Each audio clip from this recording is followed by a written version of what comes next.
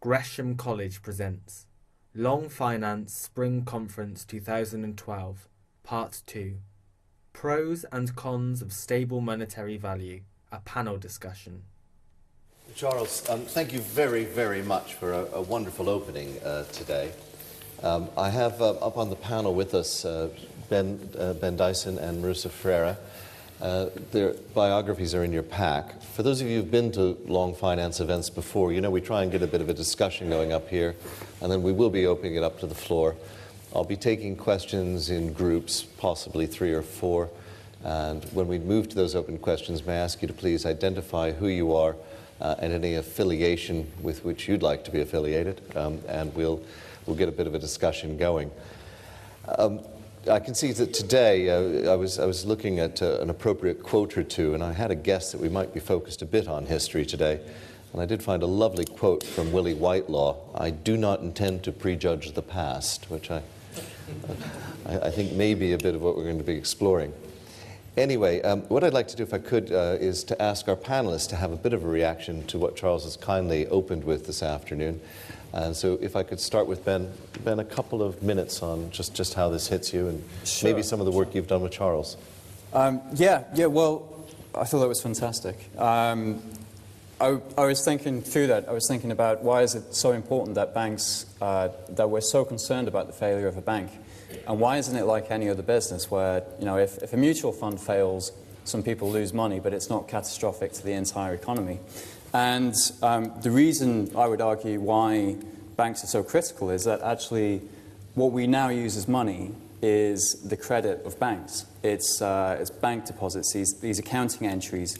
Those numbers in your account they don't really represent money. They're an accounting liability of the bank. So over time we've moved to this situation where what we're using now as money is accounting entries created by banks. And that means that if one of these banks fails, then all that money disappears. So for example, with RBS, if RBS had failed, the loss to all those customers of RBS of what they thought was their money in the bank would have been catastrophic.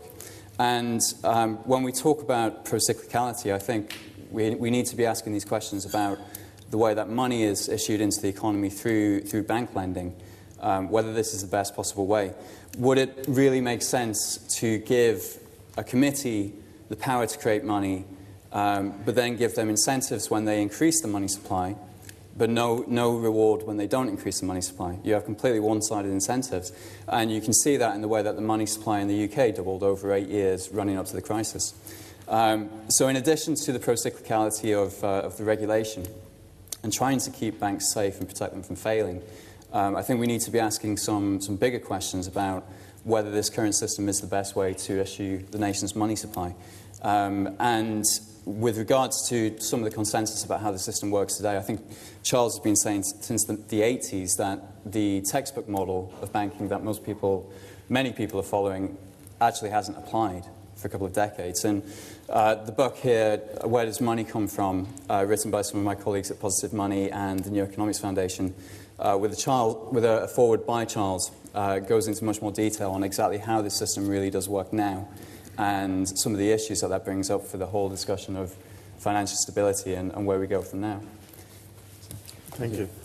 Marusa, it's a real delight to catch you. Marusa's breaking her holiday, effectively, to join us from Brazil.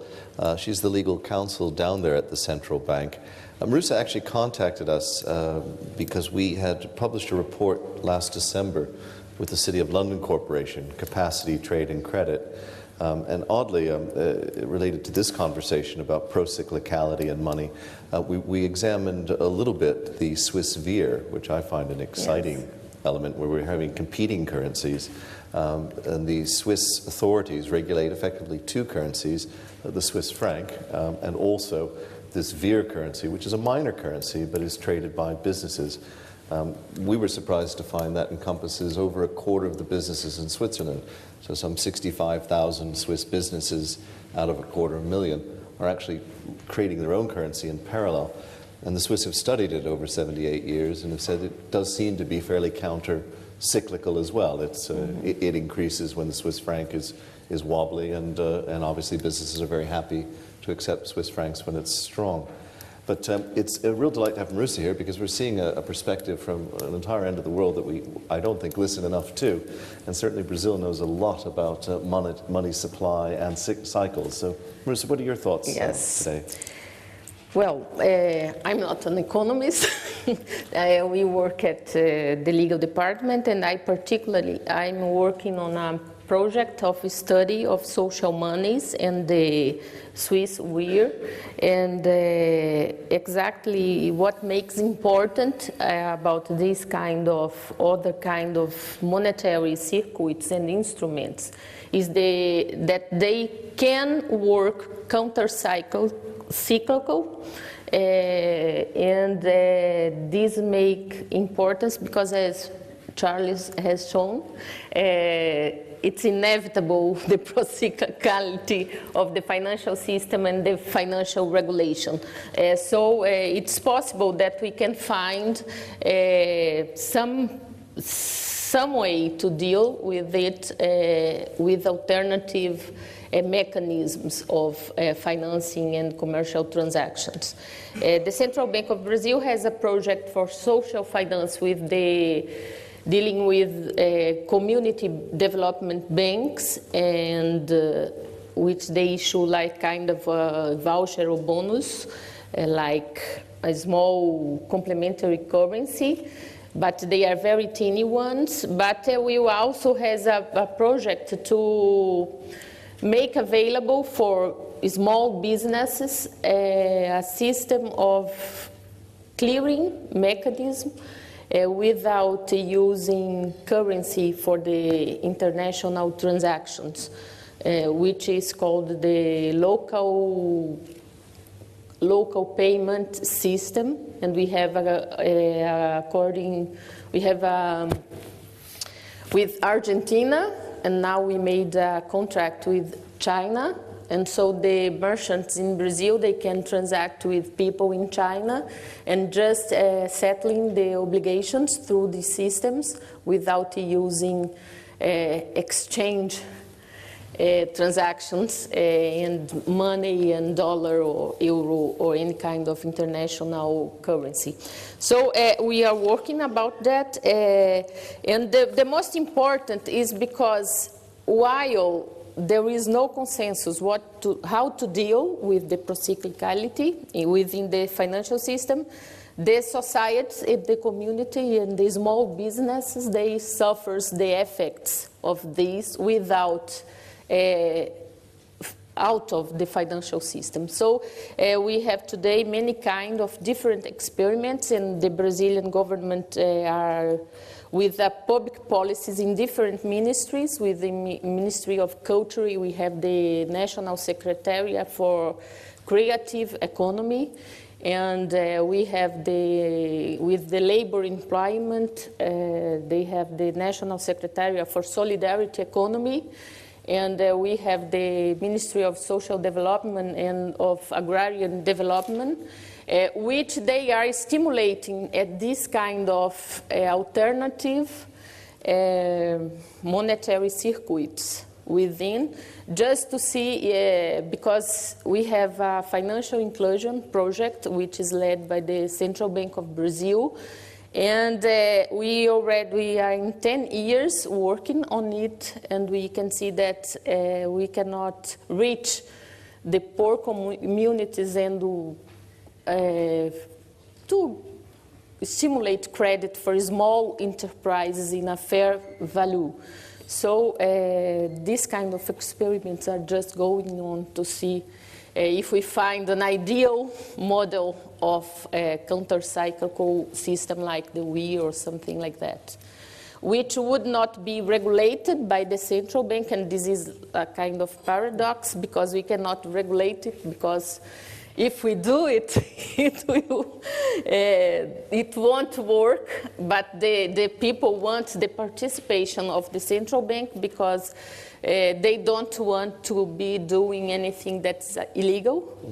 So we have much work in this area, because we do not want to regulate or supervise, but they want to assure that they will be in connection with the banking system through the non-banking agents.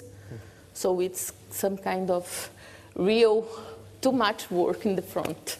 That's fascinating. So this is actually a formal program by the Central Bank of Brazil to explore how these alternative currencies might lead to less boom and bust. We had a specific program to study social money, and now this program was incorporated at the Financial Inclusion Project. And we are trying to design new kinds of financial innovation through electronic money and new forms of financial institutions for community development and microfinance. Charles, in your talk, you mentioned Tim Congdon and the monetarist views in a slightly, I think, critical tone, that they were onto something, but maybe had missed it. In the book that Ben and his team produced, there's almost a kind of implicit, there's something wrong here, and that pro-cyclicality is to some degree perhaps based on our lack of understanding of the money supply. I'm always kind of, there's a lovely thing that makes me laugh where Marshall McLuhan in a Woody Allen film comes in, waltzing in and says, "You mean my whole fallacy is wrong?" Is it a step too far to say that the nature of money is part of the pro-cyclicality?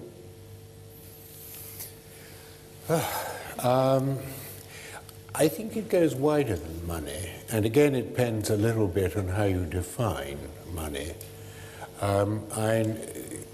Most people, I think of money as the deposits that persons and companies have in banks. And I think that was what Ben was primarily talking about.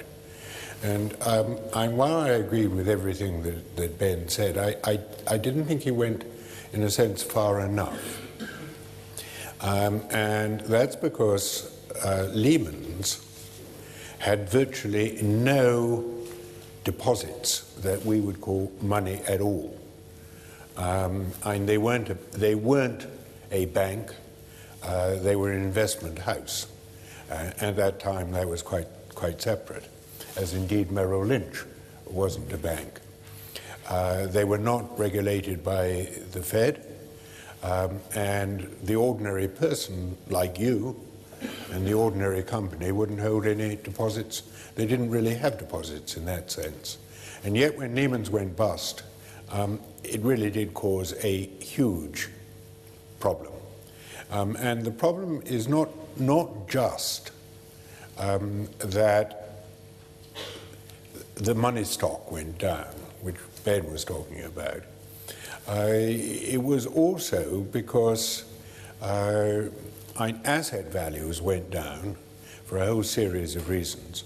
And because the financial system is an intertwined, interconnected system of credits involving trust, and many of those credits were no longer valuable. And in order to restore their position, many of the institutions had to sell, which drove asset values down, which drove capital and equity values down. So you've got a self-amplifying spiral. And also people didn't know where they stood, because prior to Lehman's, people had thought that the American authorities would bail out every big institution, as they had done with Bear Stearns. And now suddenly the rules of the game appeared to have changed, and you didn't know where you stood. Let me give you an example as of today. This comes in the back pages of the FT, which has been a ruling now, following again the Lehman's failure, that it was not just the clients that held funds segregated, but all clients whose funds should have been segregated and actually weren't.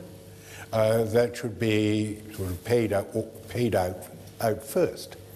Now that means that nobody now quite knows what exactly are the conditions under which you may get paid back if anything goes wrong, if a major financial institution goes bust. You don't know what the rules of the game are. And under those conditions, confidence and trust can really sort of disappear out of the window very, very rapidly.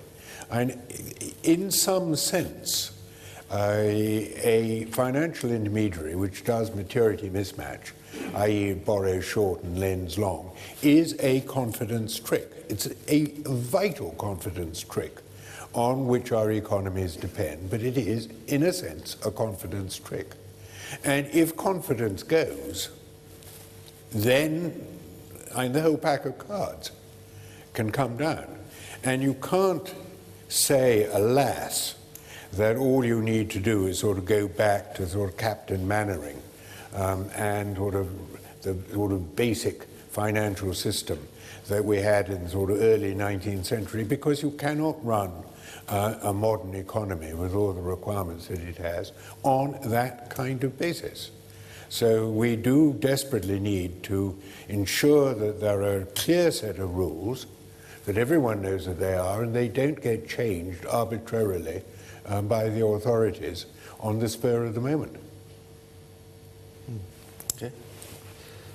Well, folks, we've got a couple of roving microphones and a great panel up here, and very prepared to take a set of questions. So, Steph, if we could start, gentlemen up here.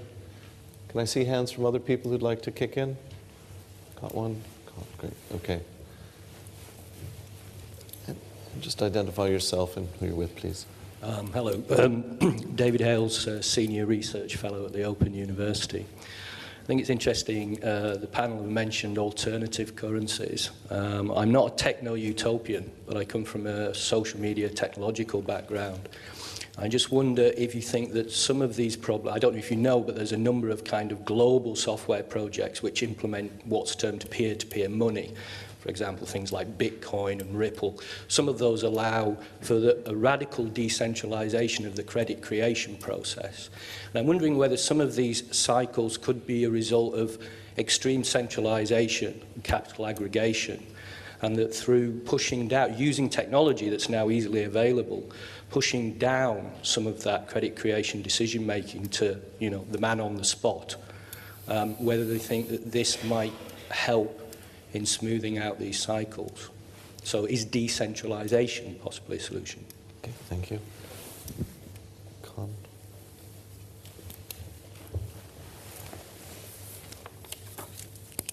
This is really a question for Marusa concerning Sorry, Con Keating. This is really a question for Marusa concerning parallel currencies, but it also covers or relates to what Charles was saying. Surely the whole procyclicality phenomenon is actually directly and integrally related with private sector credit, which of course is private sector money. And the problem I have when I start looking at parallel currencies, which solely operate for exchange purposes, is where's the banking system for those, and how is exchange between those and legal tender money affected? And because if I'm going to hold, having sold to you some of my beef, I'm going to have to hold this note, which is not earning me anything. I'm effectively financing your consumption. This doesn't seem very efficient from an economic standpoint. What is the position with those? There was another hand, but great, thank you, Lauren. Stephen Hill, I'm a chartered surveyor and I run a small company called Future Planners. I just wonder whether the panel would have some ideas about the role of land and property assets in the kind of rethinking about what we have to do to kind of better regulate and control cyclical tendencies. It seems to me, certainly in terms of the UK economy, so much of the debt is land and property related, both in private mortgage debt, non-financial companies, and derivatives. In a sense, they dwarf some of the things that we're preoccupied with, like public debt. And whether there's something about the the transition from classical economic theory to neoclassical economic theory, which essentially discounts land, natural resources, in terms of kind of proper pricing of them in the way we think about them. I mean, if you think about property, often the most successful property is stuff that's held by institutions for centuries. It's essentially about long-term stewardship, and yet we've commodified it in a way which is deeply damaging to the kind of role that it plays in our society. And I just wonder whether there are ways in which we would have to rethink how we deal with land and natural resources. You know, clearly, as natural resources are no longer something that we can assume to be free.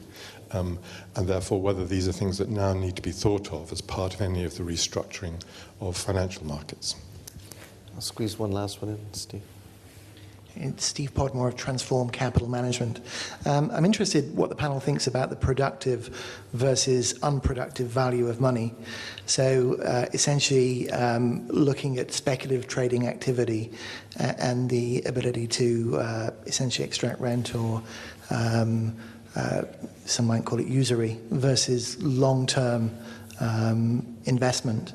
And the fact that long-term investment gets penalized because of the short-term issues of speculative trade. So just how do we get that real economy pumping again when the cost of capital is one of the key issues? Well, that's a dawdle, really. So we just need to sort out the monetary system, private credit, the global land bank, and make sure that everybody is trustworthy. This isn't too bad at all, actually. We'll get on to some other stuff before tea, of course. Actually, I'm struck by some interesting things on the decentralization and peer-to-peer stuff. You know, we said that this would be a bit about history, and I think it's Wells who says, you know, history is a race between education and catastrophe. One of the things in that is that when we were doing the study last year, we found some, was it 3,000, 5,000 scripts that had emerged in America just after during the Depression. So you see this sort of thing happening. So the whole Bitcoin thing is interesting. I'm also particularly interested in studying sort of modern monetary theory, which isn't so modern at all, and the work of Silvio Gesell, who I stumbled across a very intriguing quote a couple of months ago where Keynes says, in the future, economists will have far more to learn from Gesell than Marx. And of course, Gesell talks about free land, free money, and free trade. So it'd be kind of interesting to see how the panel goes. Now, I don't know. I'm kind of interested, Ben. I've sort of been giving you short shrift. Would you like to pile in, perhaps, on some of these new currencies? And then there's a definite question for you, Marusa, and then maybe Charles can soak up some of the other things. Sure. Well, actually, relating to all those three questions, they all relate to where credit comes from and where it goes. And what we have at the moment, particularly in the UK, is you have such a concentration of the source of credit. I mean, essentially you have a few large banks that dominate the market. The source of money coming into the economy in the form of the money that we use to run businesses and trade is bank deposits, and they're created predominantly when banks lend. So what that means is money is coming in and it's going immediately to whatever the banking sector will prioritize. Not necessarily what society prioritizes, because those members of the public investing through the banks half the time don't even realize they're investing. If anything, the government steps in with their guarantees to say you won't lose anything. So they don't place any pressure on the banks to direct that money in a particular way, or that investment. So we have a concentrated banking sector deciding where credit is going, and that is predominantly why you get, well, why the UK in particular is completely skewed towards property speculation and bubbles, and the real economy is effectively stagnating, because I'm sure Charles might comment on the Basel effects of this, but banks have a systematic bias towards investing in property. Because just on a simple level, if a property loan goes bad, you've got this house that you can repossess, and you can sell that for something. If a business goes bad, there's very little you can repossess. And on top of that, the due diligence that you have to do for a business loan is so much higher than a property loan. And your average business loan might be £30,000, £40,000, but your average property is already $250,000. So it makes so much more sense for the banks to lend into property and really the real economy is one of those things that they have to do for reputation management, but financially, it would make more sense for them to invest in property. Obviously not in aggregate if you look at the whole macroeconomic issues. So yeah, there's this huge issue of the role of land, of the way the regulations build in a bias towards property lending over investing in real productive businesses. And again, that sort of relates back to this productive versus the unproductive use of money. And there's some real problems there in that there is such a bias towards using that money, creating that money through lending and then using it unproductively. That's really affecting the economy right now. So. Marusa, Khan's point on private I sector?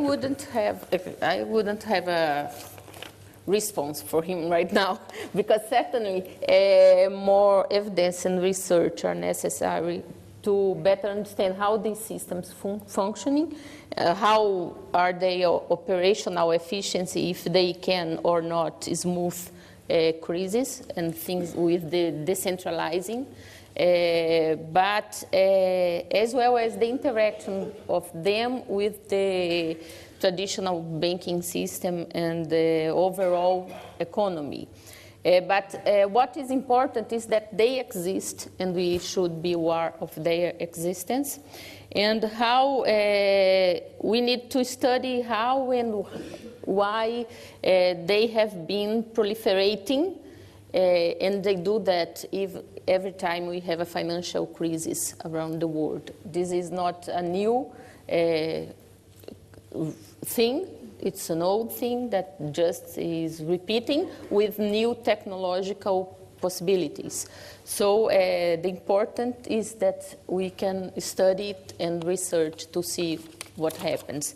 But in truth, the importance of these systems is that they started to separate, because when the central bank or the monetary authority controls the monetary aggregate, they put together different kinds of monies and monetary values, as it was money one only thing. And so you have difference between productive and non-productive, which we cannot explore right now because this would be a big discussion. But they are all together, and sometimes you have a more pro-cyclical behavior within credit, private credit in the system, but the effects affect more people who do not have full access to all financial instruments. So it's like there is a possibility and a potentiality that needs further research on this. Charles, you point out that regulation emerges from financial crises, but equally so does interest in alternative forms of money. And then there's always the land bit. If only we were trading land and not tax credits and bank credits, or the gold bugs arise. You know, how do you feel about these almost knee-jerk responses to these crises? I have my doubts about them. And why do we have banks in the first place? Let's say I want to borrow £1 million. Say you have £1 million. I know you don't, but you know, even if you're a banker, you don't have £1 million. Now, let's say you did. Why don't you lend me £1 million, and in exchange I'll give you my IOU? You know, Mike Mainelli, I owe you £1 million. And I think that there are essentially a number of reasons. First of all, you don't want to lend to me because I may just run off, or equally I may waste the money and not be able to pay you back. And the second reason that you don't want to lend to me is I just give you an IOU and you can't use my IOU, you can't take it anywhere else. So that what you need to have in order to get any form of sort of this kind of intertemporal transfer, get a financial system going, is you need to have an institution which does two things. You need to have an institution which is capable of checking out borrowers better than anybody else, though even if it's very good at checking out borrowers, it will want to have the benefit and the alternative of having at least a certain amount of collateral to provide a disincentive for people just running away. And equally, that institution will need to have a sufficient reputation so that people trust its IOU and it can be used in payment, and that's essentially money. And that's what essentially banks are there for. Now that comes to a number of respects with regard to the questions that we were raised. The alternative monies, when they're providing credit, why are they better at being able to choose good creditors than the banks? Now in some cases they are. Microfinance and Grameen Bank, they have better mechanisms for ensuring repayment and know who's likely to repay than many of the banks do in their specialized area. And microfinance does a great deal of good in certain particular circumstances. Then again, let us go back to land and property. You do need collateral because unless there is some penalty on not repaying, nobody will repay, and the financial system will totally collapse.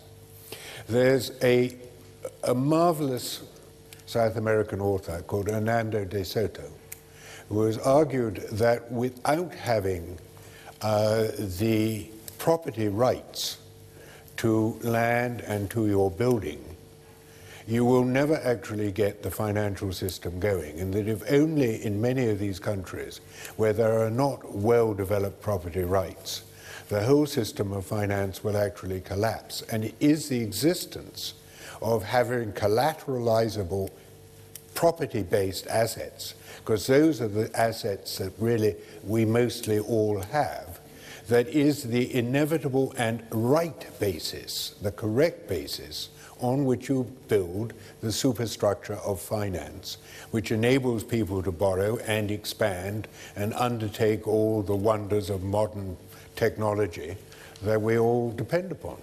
So property rights are an essential part, and the ability to collateralize property rights are an essential part of a well-functioning mechanism.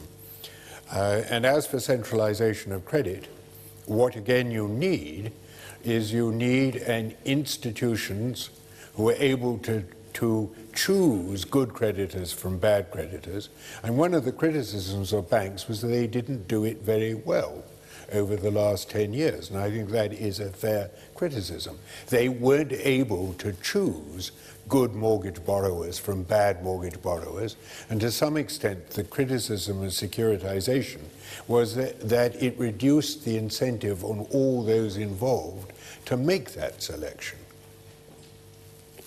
Which is quite ironic, because we live over that same period in an age of increasing information and knowledge and data. So intriguing that they were less able to separate the good from the bad creditors. Well, there's a very astute observer of the financial system called Gary Gorton, who has argued that what happened in the course of the crisis was that most people want to hold, most savers, pension funds, insurance companies, indeed many of you, want to hold assets which are not information sensitive, in the sense that you think you know exactly what they are, and they're safe, and they're AAA, and all the rest of it. And that what happened increasingly over these last 4 or 5 years has been assets that most people thought were safe and AAA became not so. And when they become not so safe, and you don't know exactly where you stand, and you therefore need a great deal more information to know what their value is, you may not be able to value them at all. So you couldn't really value things like CDOs. What's the value of Greek sovereign debt now? Frankly, nobody has the first idea. And that means that the market in instruments, which you thought you knew where you stood, because you didn't need much information other than the credit rating agencies said it was AAA. Now you really do not know where you stand with those instruments. They therefore become, or the market in them dries up, which further reduces their value.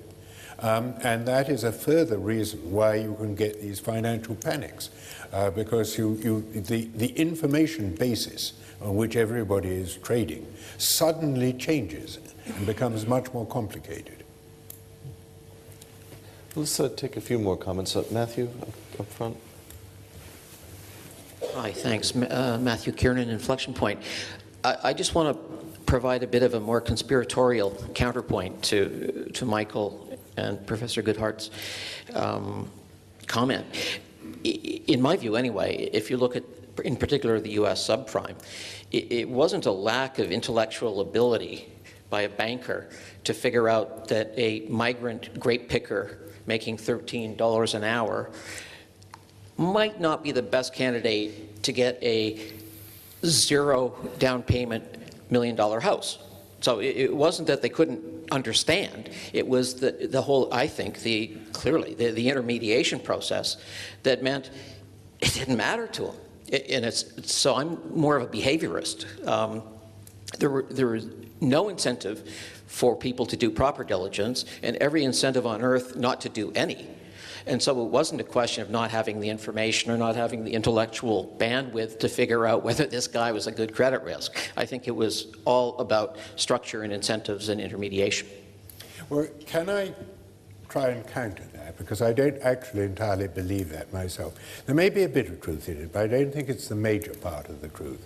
Where I think what happened was that in the US, between 1957 and 2007, there had never been a period when if you had a diversified holding of mortgages over the whole of the US, where housing prices went down by more than about 1.5%, averaged across the whole of the US.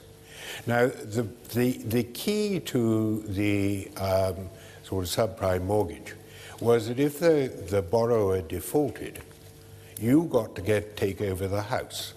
And if housing prices did not go down, it didn't matter that you were lending to a one-eyed migrant with 103 children, no work prospects and all the rest of it, because all that you needed was the collateral of the house. And one of the things that I think went really wrong was that the credit rating agencies looked at this 50-year period, and 50 years is 600 observations. And you fit this into a regression, you do the standard econometrics, and you find out from the standard econometrics that it is a 2 or 3 standard deviation effect that the price of the house would go down by more than 4 or 5%.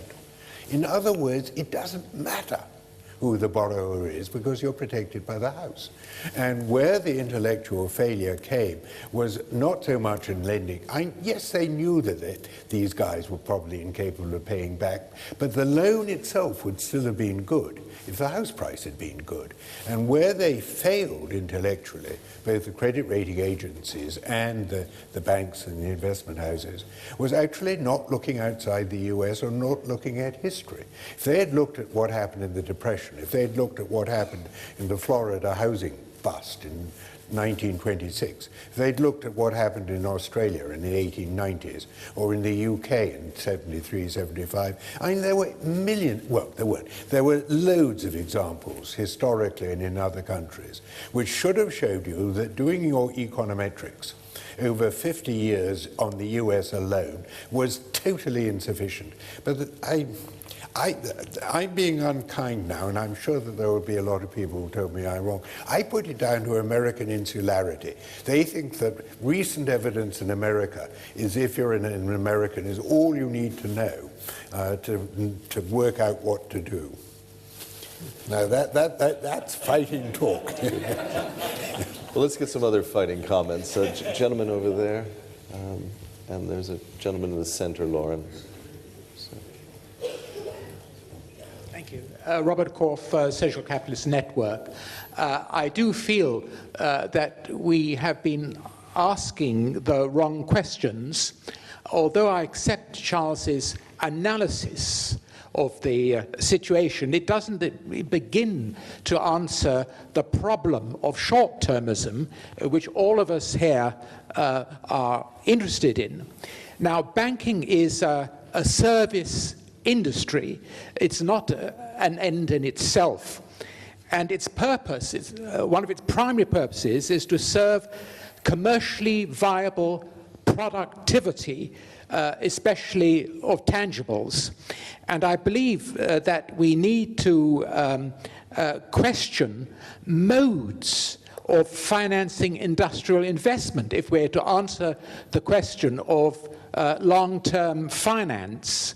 And I would especially look to those banking institutions which have been so successful in northwestern Europe and the Far East Tigers for many decades, the post-war period, whereby we see the industrial investment credit banks are able to invest long-term successfully with often minimal collateral, because they put what are called bank directors into companies, even this is small companies and large companies, and perform the function of what we know as management accountants in the UK or the US.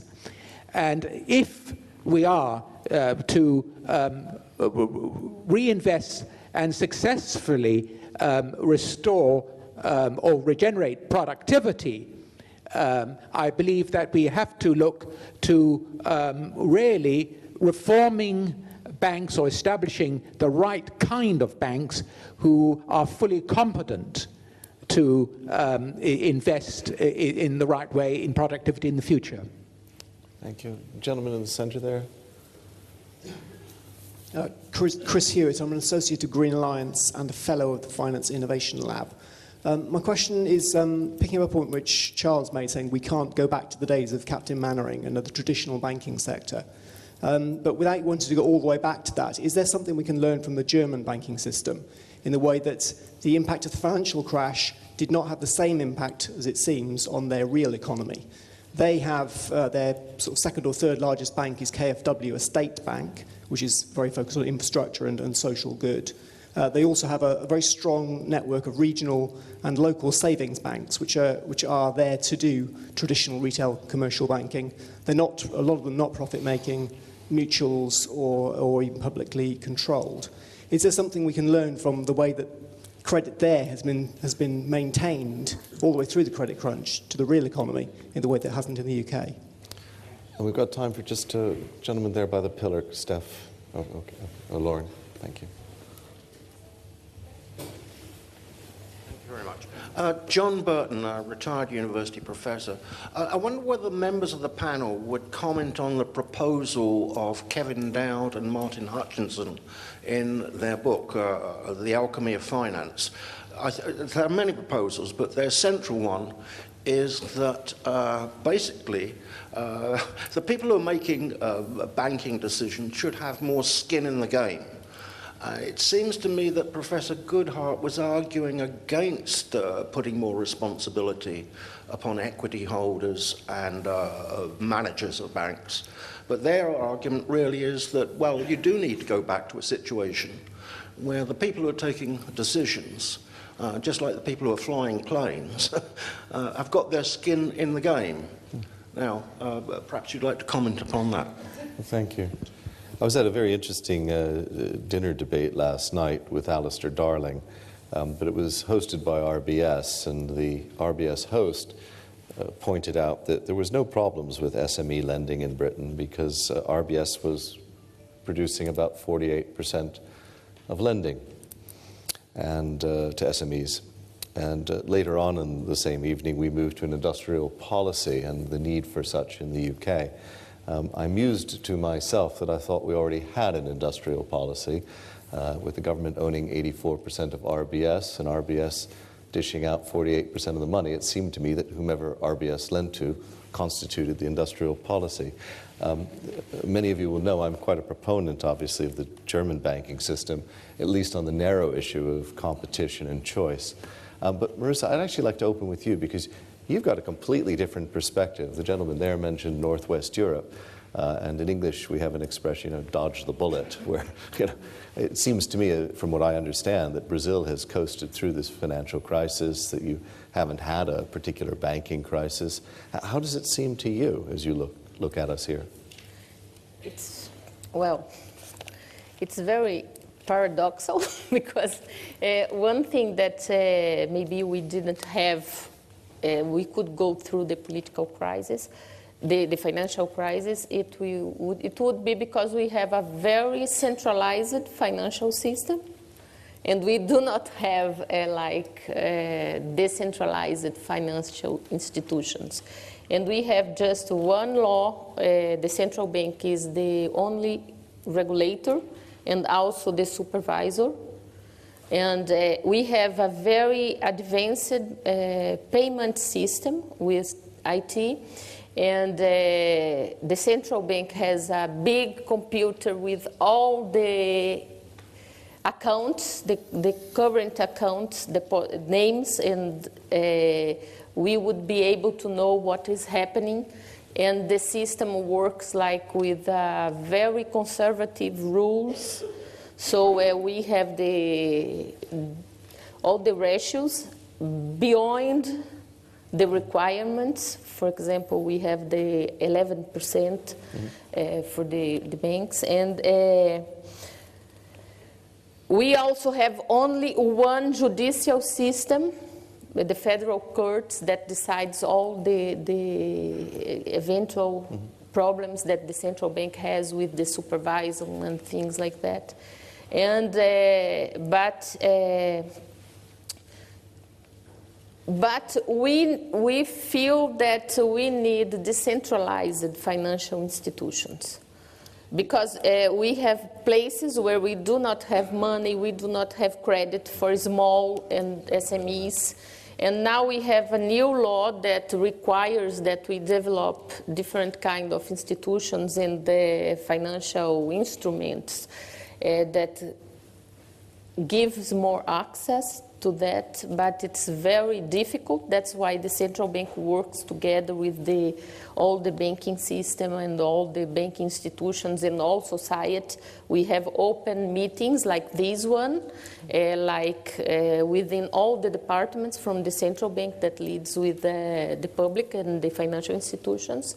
And we have to discuss the payment system and to discuss the regulation and things like that. And we really feel that while we are doing good in this, we are not doing good to extend the credit for SMEs. Okay. So it's a really great challenge for Brazil to open more the financial system for small cooperatives and for decentralized financial institutions also, and with guarantees, of course. So we are working together to see how we can do that. Interesting. Charles, comments there on the long-term German banking and the specific of Dowden Hutchinson on getting skin in the game. Are you anti that? Okay, let me try and be quite quick. If you are an institution and your liabilities are demandable at sight, you jolly well better be short-termist. And if you're sitting in a bank treasury, and you've got to be damn sure that your bank is going to be able to meet its bills throughout the day. So you actually have got to focus on sort of almost hour by hour. I think what that means is that if you are a big institution, whether you're public sector or private sector, the banks should be only lending to you short-term on temporary loans, which get paid back, and that the long-term requirements are met through capital markets and pension funds and insurance companies. Now, the problem is that SMEs are not big enough to go to capital markets for their long-term capital needs. But on the other hand, the banks with short-term liabilities cannot afford too much maturity mismatch without hedging that very considerably. And so what are the SMEs going to do? And I think that there is a problem with SMEs, and the attempt to in part deal with that with institutions such as private equity and venture funds and so on, again, are not the complete answer. But I think that for banks, and I think it is wrong to say they shouldn't be short-termist, because after all, they can be wiped out within hours if everyone lines up and wants their money back, and you can. On the alchemy and finance, it's actually a very good book. I enjoyed reading it. I don't agree with a whole lot of it. But it's not so much the question of having skin in the game. It's the question of what kind of skin in the game that you have.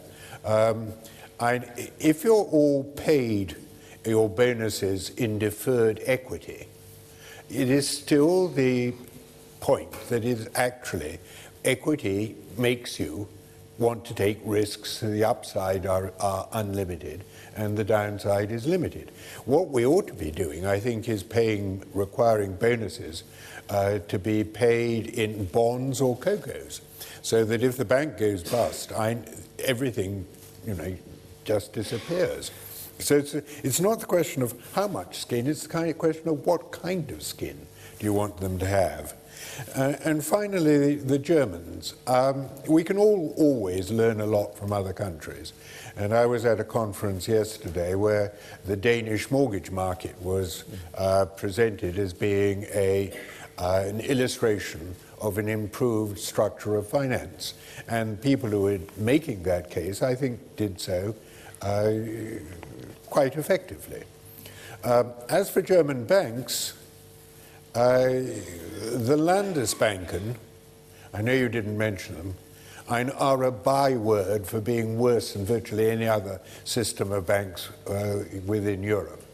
And of their commercial banks, I'm a great admirer of Deutsche Bank, but Commerz and Dresdner have had their problems over time. And the Germans actually had to put as much money, after the Brits and the Irish, the Germans probably had to put more money behind their banking system to shore it up after the subprime. And various Landesbank and other institutions went more heavily into subprime in Europe than almost anybody else. Yes, we can always learn a lot from looking at what does well elsewhere, but I don't actually think that it's necessarily the German banking system that I would look to as the particular exemplar that we might go back to. Thank you.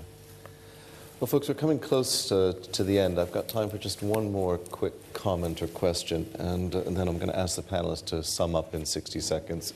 And because you're so close, you've got it, sir. John Crawford, I'm considering investing in Brazil, and I was wanting to ask you, because I think because of this lack of spread of funding, you've created this My Casa, My Vida sort of structure for small people to invest in, to buy their own houses. Is that the system that you're talking about for creating a government-supported system of banking for small people like individual householders who want to buy their own houses? Well, I would say that it's a good idea to invest in Brazil. It's a separate. But the Brazil government is not just investing in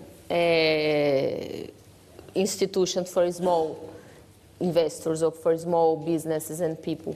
In truth, we are working together with the representatives of the society in all levels to find good solutions to the sectors.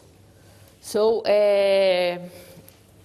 it's not something that we could say that's a parallel thing or a government investment, but a society investment and a business investment, and the government just tries to facilitate the environment, the regulatory and the legal environment to deal with it. For example, not editing regulations without breaking the rules. Since 1994, the Plano Real, the real plan with the new currency, we used to publish before and to discuss every regulation unless there is a big reason to do so in a quick way. And the central bank has many powers to do this when is necessary. We used to discuss which would be the better solution. So, well, that's great, because Charles and I are not going to swap $1 million, and we're not going to give $1 million to Matthew, but you can give $1 million to Marusa just after we break. Gentlemen, it's been a fascinating discussion. Any last comments, Ben? Just a couple, yeah. Charles mentioned that banks operate a business model where you can be wiped out within hours if everybody lines up and asks for their money back. And that to me sounds like an incredibly dangerous, risky model. I can't think of any other business that would be permitted to operate like that. And that would sort of lead me to the question of whether this is the business model that we should be allowing banks to operate. There's an assumption in many comments and many analysis of the crisis that what banks do is take money from people and invest it in business. And if you look at the actual figures, particularly for the UK, investing in real business is a small percentage of what they do. The bulk of it is property and other forms of either investment or speculation. So we need to sort of consider it in that context where much of bank lending and bank investment isn't actually helping to grow the economy. And then finally, if we have a system where all money is created by banks and they decide where that money goes, then you will end up with the economy that reflects the priorities of banks and of the people who lead those banks. And that is not likely to be aligned with the priorities of society as a whole or of growth in the real economy. And actually, it's not even worked out particularly well for the banks recently. So I think these are questions we need to be asking about where money comes from and how it's issued and if we have the current best system that we could have. And Charles, any last words? I possibly went too far in suggesting it was dangerous. The danger actually doesn't come from the ordinary person. Because we have developed a very considerable degree of trust in banks among ordinary people. Indeed, statistics show, I believe this is to be true, I haven't actually checked it myself, that people are more likely to change their partner, wife or husband, than they are to change their bank with whom they bank. So, and you go on, and people are, retail deposits are very, very sticky. So that all the stress tests about what can go wrong really suggest that you can rely on the vast bulk of retail deposits sticking. Even with the Eurozone crisis and the possibility that things might go horribly wrong in Greece and Portugal, there haven't really been major retail depositor runs on the banks in those countries. What is dangerous is not the retail deposit, it's the big wholesale deposits from other banks, from very large companies, and so on. The wholesale money, and it was the wholesale monies that fled. It was the wholesale markets that collapsed. And that is a question of where we're going. And the idea of the net stable funding ratio, which I mentioned in my talk, is an attempt to try and ensure that banks don't take on too much in the way of wholesale short-term deposits. The problem with that is that we've got our system as it stands into a situation where the volume of loans outstanding to households and to SMEs and private corporations are well in excess of the volume of retail deposits, We are running our system on these rather dangerous wholesale deposits.